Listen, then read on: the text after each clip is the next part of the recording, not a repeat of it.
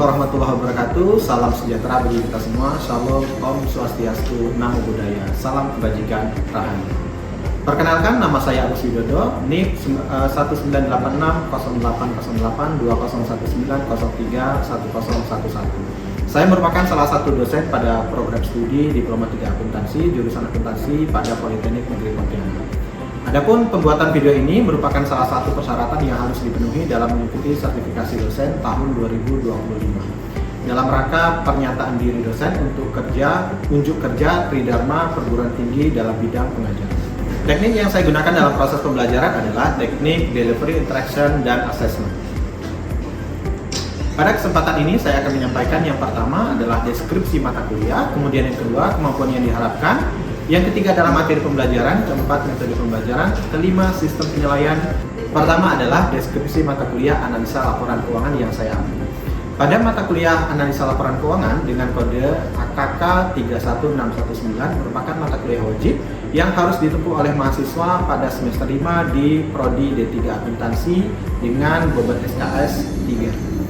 Pada mata kuliah ini akan membahas mengenai pemahaman laporan keuangan, perhitungan free cash flow, konvergensi IFRS, dan analisis rasio dan creative accounting. Yang kedua adalah kemampuan yang diharapkan yang tertuang dalam capaian pembelajaran mata kuliah. Untuk capaian pembelajaran mata kuliah yang pertama, mahasiswa diharapkan mampu menganalisis laporan keuangan dengan baik dan benar. Sub CPMK yang pertama mampu menjelaskan laporan keuangan, yang kedua mampu memahami latar belakang IFRS, yang ketiga mampu mengupdate perkembangan IFRS, berikut dampaknya pada PSKK di Indonesia. Kemudian sub CPMK yang keempat mampu mengidentifikasi dan mendeteksi gejala accounting kreatif. CPMK 2 mampu menyelesaikan pekerjaan dan menyusun laporan hasil dengan baik dan benar. Untuk sub CPMK yang pertama mampu mengidentifikasi laporan posisi keuangan, sub CPMK yang kedua mampu mengidentifikasi laporan arus kas, sub CPMK yang ketiga mampu menghitung free cash flow, sub CPMK keempat mampu memahami latar belakang IFRS, sub CPMK kelima mampu menghitung, menyebutkan, mengidentifikasi rasio secara rumus maupun serta analisisnya, mampu mengidentifikasi dan mendeteksi gejala accounting kreatif. Ketiga, untuk bahan kajian atau materi pembelajaran yang akan disampaikan pada mahasiswa terdiri dari yang pertama adalah laporan keuangan. Kemudian yang kedua, laporan posisi keuangan, laporan arus kas, dan free cash flow. Yang ketiga adalah konvergensi IFRS. Yang keempat, teknik analisis perbandingan rasio. Yang kelima, analisis rasio aktivitas, analisis rasio profitabilitas, analisis rasio kredit, analisis rasio arus kas, dan analisis rasio ukuran pasar. Kemudian materi yang keenam adalah creative accounting. Pustaka yang digunakan dalam sumber referensi pada mata kuliah analisa laporan keuangan terbagi atas dua. Yang pertama, pustaka utama, terdiri dari Toto Priyadi tahun 2011, analisis laporan keuangan teori dan aplikasi, cetakan kedua. Yang kedua, John dan Subramanyam 2009, Financial Statement Analysis. Kemudian yang ketiga, Lin, Fras, dan Alian 2007, Understanding Financial Statement. Yang kedua, IAI, Standar Akuntansi Keuangan, Entitas Tanpa Akuntabilitas Publik. Yang keempat, pada mata kuliah analisa laporan keuangan melalui metode pembelajaran secara tatap muka yang dilaksanakan di ruang kelas sesuai dengan jadwal yang sudah ditentukan. Untuk metode yang diterapkan adalah metode ceramah, small group discussion. Penilaian akhir mahasiswa pada mata kuliah analisa laporan keuangan diberikan berdasarkan 4 komponen. Yang pertama adalah komponen aktivitas dengan bobot maksimal 10%, kemudian yang kedua adalah komponen tugas dengan bobot maksimal 20%, yang ketiga komponen UTS atau ujian tengah semester dengan bobot maksimal 30%, dan yang keempat adalah komponen nilai ujian akhir semester dengan bobot maksimal 40%. Untuk penilaian dinyatakan dalam angka dan huruf. Untuk nilai A dalam rentang 80,51 sampai dengan 100, untuk nilai B rentang 65,51 sampai dengan 80,50, untuk nilai C rentang dari 50,51 sampai 65,50, kemudian untuk nilai D rentang 34,51 sampai 50,50, untuk nilai E rentang dari nilai 0 sampai dengan 34,50. Demi mendukung terlaksananya proses belajar mengajar, pihak jurusan akuntansi menyediakan sarana dan prasarana seperti ruang kelas, proyektor, whiteboard, spidol, dan penghapus. Sebelum memulai perkuliahan, setiap hari saya hadir tepat waktu. Pembelajaran diawali dengan membaca doa dipimpin oleh ketua kelas. Kemudian saya akan mengabsensi mahasiswa berkaitan dengan kehadiran mereka sesuai dengan urutan absen yang tersedia. Sebelum masuk ke topik pembahasan, saya biasanya akan mengulas pada materi yang sudah disampaikan di pertemuan sebelumnya. Dilanjutkan kemudian saya menjelaskan pokok materi yang akan dibahas pada pertemuan saat ini. Nah, setelah saya menyampaikan materi pembelajaran, saya akan memberikan mahasiswa untuk berdiskusi dalam small group discussion. Selesai sesi diskusi, mahasiswa akan diberikan tugas mandiri untuk mengerjakan kasus yang telah disediakan untuk mengevaluasi apakah tujuan pembelajaran telah tercapai. Baiklah, berikutnya saya akan tampilkan cuplikan proses pembelajaran pada salah satu materi mata kuliah analisa laporan keuangan. Assalamualaikum warahmatullahi wabarakatuh. Selamat pagi semua. Waalaikumsalam warahmatullahi wabarakatuh. Sehat semua ya? Sehat. Nah, sebelum kita mulai untuk sesi materi pada hari ini ya, saya minta untuk Bang Rio ya, untuk memimpin doa terlebih dahulu. Silakan Bang. Sebelum memulai pembelajaran, marilah kita membaca doa menurut kepercayaan masing-masing. Berdoa, mulai. Sebelum saya menjelaskan mengenai tujuan pembelajaran untuk pertemuan kita pada hari ini ya, saya akan absensi terlebih dahulu ya untuk kalian ya. Dimulai dari yang pertama Aura Putri. Hadir Pak. Oke, silakan Bang Zika. Masih ya, berarti hari ini hadir semua ya? Siap Oke. Pak. Nah, sebelum saya mulai untuk membahas mengenai laporan posisi keuangan ya, ini ada tujuan pembelajaran. Pertama, mahasiswa mampu mendefinisikan laporan posisi keuangan dengan tepat dan benar. Yang kedua, mahasiswa mampu menyebutkan komponen laporan posisi keuangan dengan tepat dan benar. Kemudian yang ketiga, mahasiswa mampu menyebutkan dan menjelaskan jenis-jenis aset ya dengan tepat dan benar. Kemudian yang keempat, mahasiswa mampu menyebutkan dan menjelaskan jenis-jenis liabilitas dengan tepat dan benar. Yang terakhir, mahasiswa mampu menyebutkan dan menjelaskan jenis-jenis ekuitas dengan tepat dan benar. Ya, jadi ini adalah tujuan pembelajaran kita pada materi hari ini. Nah, sebelum kita membahas lebih spesifik atau lebih detail untuk materi hari ini, di materi pertemuan sebelumnya kita kan sudah membahas mengenai jenis-jenis laporan keuangan. Ya, masih ada yang ingat? 5. Ada 5. Oke, apa saja? Kemudian laporan modal atau keuangan ekuitas, kemudian keuangan, Terus lalu dan atau kepanjangannya apa? Laporan keuangan.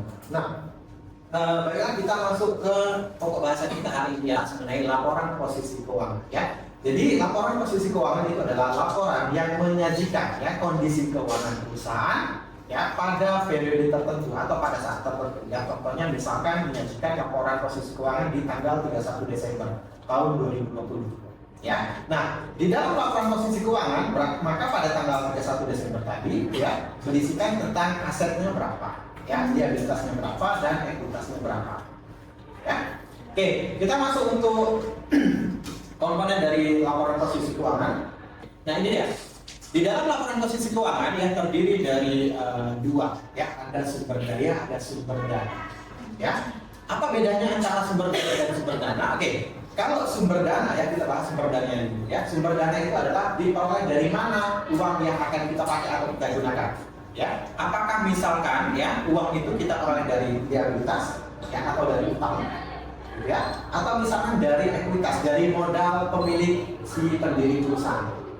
Ya. Nah, kemudian dari liabilitas dan ekuitas ini ya nanti akan kita akui sebagai sumber daya atau aset ya, di mana nanti sumber daya ini ya akan kita gunakan ya dalam rangka untuk kegiatan operasional perusahaan. Ya, contoh misalkan kita punya uang kas ya, maka uang kas ini ya kita gunakan untuk kegiatan operasional perusahaan ya, seperti misalkan untuk beli bahan baku, untuk bayar gaji tenaga kerja dan lain sebagainya. Ya. Oke, kemudian kita akan bahas satu persatu ya, untuk yang pertama kelompok aset terlebih dahulu. Ya. Oke, aset itu adalah berupa kekayaan yang dimiliki oleh perusahaan ya atau individu ya, bisa perusahaan atau individu. Ya. Kemudian dia bentuknya bisa berwujud maupun tidak berwujud. ya diperoleh karena ada peristiwa transaksi masa lalu. Ya artinya apa? Proses transaksinya itu sudah terjadi. Ya, kemudian memiliki nilai manfaat ekonomi bagi setiap orang atau perusahaan yang memiliki aset tersebut. Ya, nah manfaat ekonominya itu tidak hanya dirasakan pada saat sekarang, tapi juga beberapa periode mendatang, ya atau saat-saat mendatang, ya masa depan juga, gitu ya. Nah, di sini ada 3 jenis karakteristik dari aset. Ya, yang pertama memiliki masa manfaat ekonomi yang diperoleh, ya untuk masa mendatang. Ya, jadi ketika kita membeli aset atau ketika kita punya aset, maka aset itu bisa kita manfaatkan, ya untuk beberapa tahun ke depan. Contoh misalkan kita punya kendaraan, misalkan kita punya motor atau mobil, ya maka motor atau mobil tadi itu kita bisa pakai ya beberapa tahun ke depan, ya misalkan bisa dipakai 3 tahun, 5 tahun, gitu ya.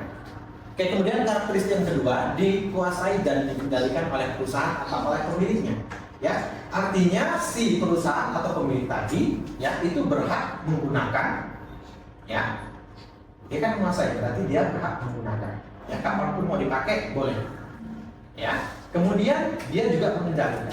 Ya, misalkan dalam bentuk pengendalian, misalkan mereka mempunyai surat-surat resmi. Ya, seperti apa? BPKB, STNK, gitu ya. Sehingga bukti kepemilikan itu memang menyatakan bahwa si A, si B atau perusahaan itu memiliki aset tersebut. Ya. Kemudian yang ketiga, karakteristik aset itu adalah hasil transaksi atau peristiwa di masa lalu. Ya, artinya transaksinya tadi sudah terjadi. Oke, selanjutnya kita akan bahas mengenai jenis-jenis aset. Ya, ada yang masih ingat mungkin di semester yang lalu di mata kuliah pengantar akuntansi, kira-kira apa tuh jenis-jenis aset? Masih ada yang ingat? Apa aja misalkan? Aset lancar, Aset aset lancar, aset tidak tersebut. Oke, kita bahas satu persatu ya. Yang pertama kita akan bahas mengenai aset lancar ya. Nah, aset lancar ini adalah aset yang memiliki masa manfaat kurang dari 1 tahun. Ya, jadi kegunaannya atau manfaatnya itu kurang dari 1 tahun itu sudah habis. Gitu ya. Nah, apa contohnya? Misalkan kita punya uang kas, ya, atau punya uang tunai. Kemudian kita punya persediaan, kita punya perlengkapan ya, maka jenis aset lancar tadi itu tidak bisa kita gunakan jangka waktu yang lama, ya maksimal hanya 1 tahun. Ya. Kemudian kelompok yang kedua itu adalah jenis aset tetap. Nah, untuk kelompok aset tetap dia memiliki masa manfaat lebih dari 1 tahun, yang artinya penggunaannya bisa dilakukan secara berulang-ulang. Ya, contohnya misalkan kita menggunakan peralatannya seperti misalkan komputer, ya, printer, ya, itu kita bisa pakai berkali-kali, ya, bisa lebih dari 1 tahun. Atau misalkan kalian punya kendaraan, ya, bisa dipakai sampai 5-10 tahun, gitu ya. Kemudian gedung atau bangunan, ya, itu biasanya memiliki masa manfaat sampai dengan 20 tahun. Ya, itu kelompok aset tetap. Oke, karakteristik dari liabilitas. Ya, yang pertama itu adalah adanya kewajiban ini yang timbul. Ya, jadi karena kita tadi berhutang, ya, maka kita memiliki kewajiban ya untuk melakukan pembayaran atau pelunasan. Ya, itu menjadi tanggung jawab kita. Ya, kemudian yang kedua terjadi dari transaksi masa lalu. Ya, artinya transaksinya sudah terjadi. Ya, jadi kalau kita tadi saya contohkan misalkan saya bilang mau, ya, saya mau pinjam, saya mau berhutang, ya maka itu belum boleh dicatat. Ya, tapi ketika misalkan pihak bank sudah menyetujui aplikasi kredit saya, kemudian sudah mencairkan rekening saya, maka saya wajib mencatat itu sebagai utang. Ketiga, penyelesaiannya, ya atau pelunasannya itu menyebabkan arus kas keluar. Ya, berarti kalau kita membayar secara tunai, maka uang kita akan berkurang senilai utangnya, gitu ya. Atau misalkan kalau kita membayar pakai aset yang lain, ya maka aset itu akan berkurang, ya senilai utang. Ya, oke, kita masuk ke jenis liabilitas. Ya, yang pertama ada liabilitas yang pendek, ya kurang lebih sama seperti aset ya. Berarti untuk liabilitas ini atau kewajiban ini memiliki nilai, memiliki umur ya yang kurang dari 1 tahun. Ya, contoh misalkan kita beli barang dagangan, ya. Kita membeli barang dagangan secara kredit, ya maka utang dagang tadi itu termasuk ke dalam kelompok liabilitas jangka pendek ya yang harus kita lunasi atau kita bayar sebelum 1 tahun, gitu ya. Kemudian ada utang pajak, ada biaya yang masih harus dibayar, ya. Kemudian yang kedua, liabilitas jangka panjang, ya. Nah, liabilitas jangka panjang itu adalah liabilitas yang memiliki umur atau waktu pelunasannya itu lebih lama, ya, lebih dari 1 tahun. Ya, contoh misalkan saya berutang uang, ya, dalam jangka waktu 5 tahun, ya, maka itu disebut sebagai utang jangka panjang, yang masuk kategori liabilitas jangka panjang. Ya, kenapa? Karena waktu pelunasannya lebih dari 1 tahun. Oke, komponen yang ketiga dari laporan posisi keuangan itu adalah ekuitas, ya, atau biasa disebut juga sebagai modal. Ya, nah untuk ekuitas itu adalah hak residual atas aset perusahaan, ya, setelah dikurangi dengan kewajiban-kewajibannya. Ya, jadi kalau misalkan kalian punya aset 10, ya, kalian punya utang 5, maka berapa ekuitas kalian? 5. Ya, hak residual atas aset setelah dikurangi kewajiban. Untuk komponen ekuitas, ya, yang pertama adalah modal disetor. Ya, modal disetor ini ada 3 item, ya, ada modal saham, ada agio saham, ada disagio saham. Ya, kita bahas mulai dari yang modal saham terlebih dahulu. Ya, itu adalah jumlah nominal saham yang diterbitkan, ya, kemudian nilai total saham. Ya, jadi misalkan perusahaan menerbitkan saham sebanyak 1 juta lembar, ya, dengan nilai nominal misalkan 1000. Berarti berapa total modal sahamnya? 1 juta kali 1000 berapa? 1 miliar. Ya. Kemudian ada agio. Ya, agio itu adalah selisih lebih, ya, antara harga pasar dengan harga nominal. Ya, jadi kalau misalnya tadi harga nominalnya adalah 1000, harga pasarnya 1500, ya, maka selisih 500 tadi itu adalah agio saham. Nah, sebaliknya, ya, kalau untuk disagio berarti harga pasarnya lebih rendah daripada harga nominal. Ya, misalkan tadi harga pasarnya adalah 800, ya, kemudian harga nominalnya 1000. Maka selisih 200 tadi itu adalah Nah, berikutnya ada keuntungan yang tidak dibagi. Ya. Jadi kalau misalkan perusahaan, ya, dalam kegiatan operasional menghasilkan laba atau keuntungan, ya, kemudian keuntungan tadi itu tidak dibagikan kepada para pemegang saham, ya, itu disebut sebagai laba ditahan. Ya, yang laba ditahan ini nanti akan diakumulasikan untuk menambah modal atau ekuitas perusahaan. Ya. Oke. Selain keuntungan yang tidak dibagi, yang ketiga itu adalah dividen. Nah, kalau dividen itu adalah berupa keuntungan yang dibagikan, ya, atau laba yang dibagikan kepada para pemegang saham. Ya. Jadi kalau perusahaannya untung, ya, maka dari keuntungan tadi, ya, sebagian bisa digunakan untuk menambah modal, ya, sebagian bisa dibagikan dalam bentuk dividen. Ya. Nah, asal kata dividen itu berasal dari divide. Ya, kalau kita terjemahkan itu adalah pembagian. Ya, berarti dividen itu adalah laba yang dibagikan kepada para pemegang saham. Ya, laba yang dibagikan kepada para pemegang saham. Ya.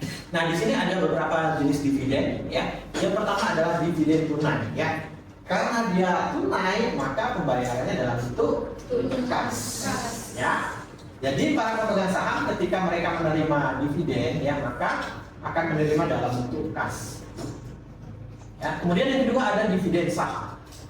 Ya, kalau dividen saham maka dividen yang dibayarkan dalam bentuk saham. Ya, kalau dia dibayarkan dalam bentuk saham, ya, maka nanti jumlah kepemilikan saham akan bertambah. Ya. Kemudian yang ketiga adalah dividen scrip. Nah, dividen scrip ini adalah berupa seperti kayak surat perjanjian, gitu, ya, yang menyatakan bahwa perusahaan, ya, akan membayarkan dividen, ya, dalam waktu tertentu. Ya, ibaratnya kayak surat ini, ya, kayak surat pernyataan yang menyatakan bahwa perusahaan akan membayarkan dividen kepada para pemegang saham ada waktu tertentu. Ya, nah di dalam dividen scrip tadi disebutkan, ya, nominal yang dibayarkan berapa, ya, kapan jangka waktunya dan sebagainya. Ya, kemudian yang keempat adalah dividen likuidasi. Nah, ini kalau misalkan perusahaannya bangkrut, ya, perusahaan gulung tikar, ya, maka nanti pemegang saham itu akan mendapatkan dividen dari hasil likuidasi. Ya. Kemudian yang terakhir itu adalah dividen properti. Ya, kalau dividen properti maka dividen ini berbentuk apa? Bisa berbentuk barang atau aset tetap. Ya, contoh misalkan Bang Adis ya, kamu sebagai salah satu pemegang saham pada perusahaan pabrik ya, perusahaan besar gitu ya. Di mana misalkan saham yang kamu tanamkan itu adalah jumlah yang besar gitu ya, persentasenya banyak. Kemudian perusahaan tadi ya itu membagikan dividen berupa properti. Ya, misalkan Bang Adis sebagai salah satu pemegang saham terbesar mendapatkan apartemen misalnya. Ya, nah, jadi apartemen tadi itu adalah salah satu contoh jenis dari dividen properti. Ya, yang pertama adalah tanggal pengumuman.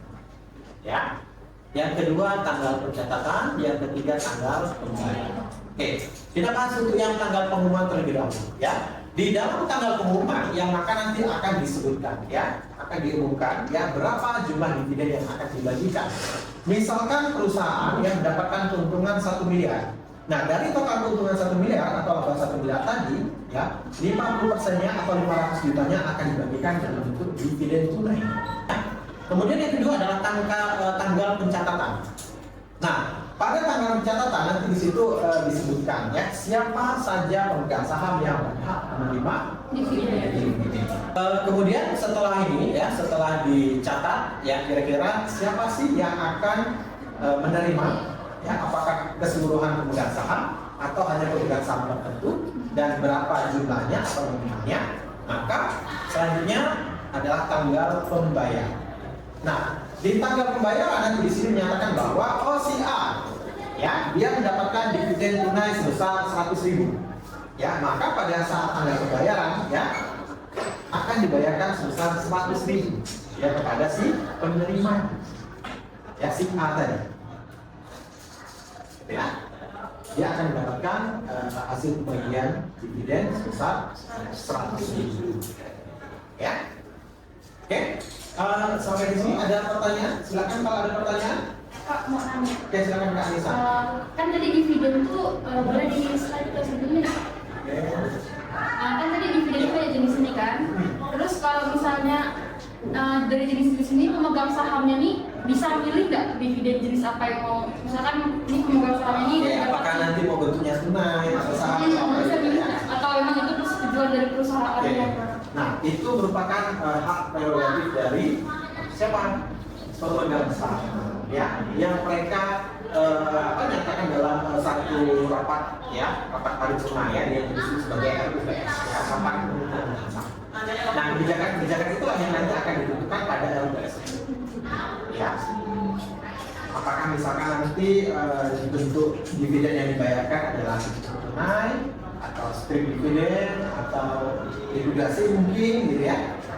Nah, jadi tergantung nanti ya pada kebijakan yang diputuskan di RUPS. Ada lagi pertanyaan? Ya, silakan. Soal aset tetap kan Kita kembali ke aset tetap. Gimana perusahaan itu menentukan umur ekonomis dari aset tetap? Kira-kira gitu nggak standar khususnya? Oke ya. Jadi kalau untuk aset tetap ya biasanya kalau di Indonesia ya ada peraturan perpajakan yang mengatur tentang aset tetap. Ya, jadi ada umur-umur aset tertentu ya yang kita bisa kelompokkan. Nah, kira-kira kalau misalkan kita punya mobil misalnya ya, itu kan sekelompok berapa sih? Gitu ya. Secara normal atau secara wajar kira-kira berapa sih umur ekonomisnya? Oke, misalkan untuk kendaraan misalkan 5 tahun. Ya. Maka nanti kita akan menyusutkan selama 5 tahun. Ya. Nah, apakah nanti ketika kita menyusutkan kendaraan tadi, ya, di akhir tahun penyusutannya apakah masih memiliki nilai atau tidak? Ya, kalau masih memiliki nilai itu disebut sebagai apa? Nilai residu. Ya. Nah, untuk jenis penyusutannya, ya, tergantung pada perusahaan mau menggunakan metode apa. Ya, apakah lurus, lalu menurun, ya, tergantung pada kebijakan perusahaan. Ya, jadi pilihan-pilihan tadi itu adalah alternatif yang boleh pakai ya oleh perusahaan. Ya, pilih salah satu mana yang sesuai dengan kebutuhan perusahaan. Nggak boleh campur-campur. Kenapa Kak? Nggak boleh campur-campur. Ya harus satu aja Kak, nggak boleh. Ya. Dan itu nanti harus diungkapkan di dalam CAR Kak. Ya, metode apa untuk rumuskan yang dipakai, berapa nilai asetnya, berapa nilai kesulitannya, dan berapa nilai sisa. Itu harus diungkapkan di dalam CAR. Saya catatan atas nama. Oke, ada pertanyaan lagi? Tidak ada. Ya, kalau tidak ada, sekarang berarti tidak saya yang bertanya. Ya, sebagai bentuk interaksi kita. Ya. Oke, tadi di awal itu saya sudah bertanya tentang jenis laporan keuangan ya. Ya, Kalian tadi sudah menjawab dengan semua dengan baik ya. Kemudian saya akan bertanya tentang ini aset ya. Ada berapa jenis aset? 3. Ya, apa saja? Tetap tidak berwujud. Ya. Kemudian untuk aset tetap apa bedanya dengan aset lancar? Kalau aset lancar itu apa bisa? Ya. Silakan Kak Meli. Kalau aset lancar itu manfaatnya kurang dari 1 tahun, sedangkan untuk aset tetap itu lebih dari 1 tahun.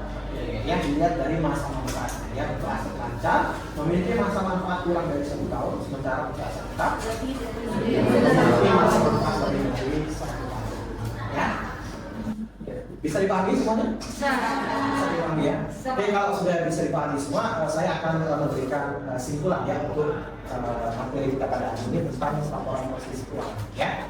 Nah, yang pertama simpulannya adalah laporan posisi keuangan itu adalah salah satu komponen penting dalam laporan keuangan yang wajib disusun oleh entitas bisnis.